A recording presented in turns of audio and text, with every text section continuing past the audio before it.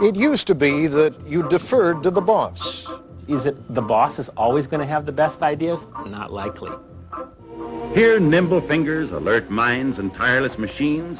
And it used to be in most companies that chaos was discouraged. This is where the crazies live. This is where we do our work. It's different. Good morning. Good morning. Used to be you were supposed to climb the corporate ladder. Good morning. Status is who comes up with the best ideas, not who's the oldest, not who's been with the company longest, not who has that biggest title. If you go into a culture and there's a bunch of stiffs going around, I can guarantee they're not likely to invent anything. You could stack us up big as big as you want. That's great. Thanks a lot. And we had a great time today. Well, forget the way it used to be. Tonight, the deep dive. One company's secret weapon for innovation.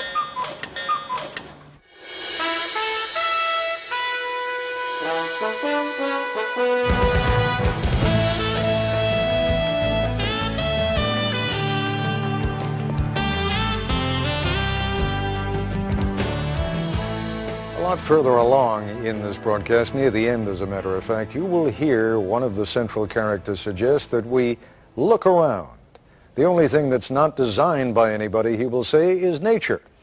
Actually, you could say the same thing by observing that the only designs that don't require constant modification are the ones we find in nature. But the point is well taken. From the buildings in which we live and work to the cars we drive or the knives and forks with which we eat, everything we use was designed to create some sort of marriage between form and function. Does it work, and can we make it look interesting or attractive? What is truly amazing is how long we tend to put up with things that may not work particularly well or may look especially unattractive simply because we're accustomed to them and because no one has ever suggested redesigning those things. There's an interesting distinction between design and invention. Whoever came up with the idea of dental floss, for example, was an inventor, but the man or woman who put it inside that clever little plastic box that lets you tear off just the right length, that was a designer. Now, how does the process of designing a better product work? And would it be interesting to watch that process?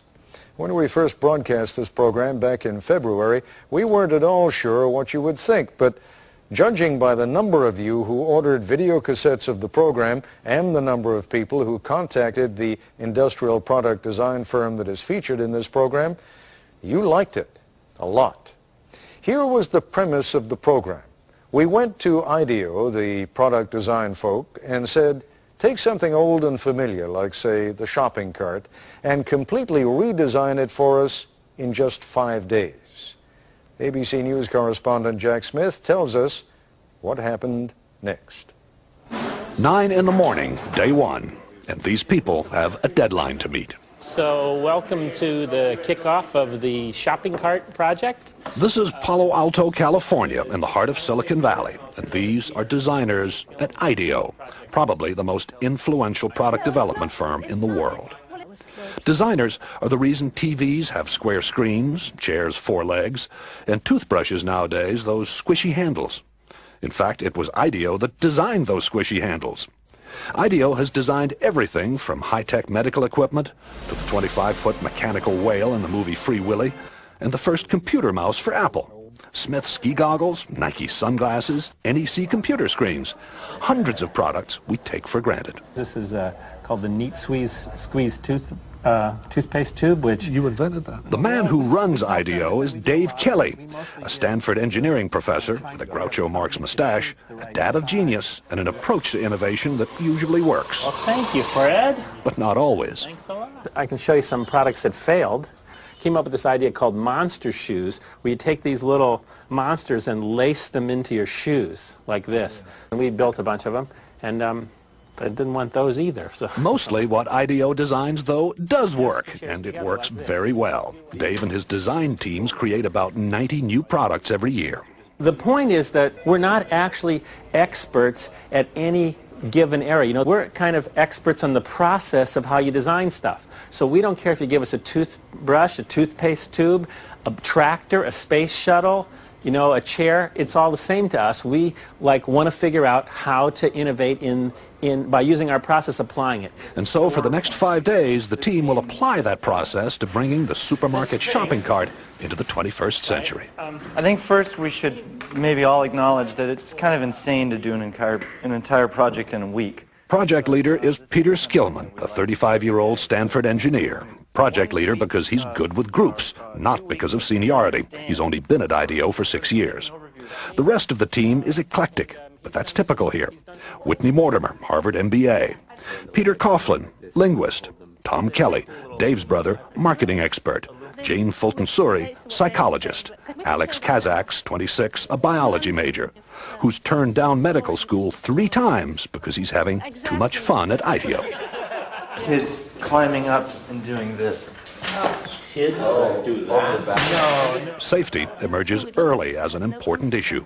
22,000 child injuries a year, which is, and so they're hospitalized injuries. I mean, there are many others. Not just reported in the store. That's you actually have to go to the that's emergency room. hospitalized. Right. And theft. It turns out a lot of carts are stolen. You know, what is the average life of a cart? Does it last 2 years, 5 years, 10 years? And how big is this theft thing?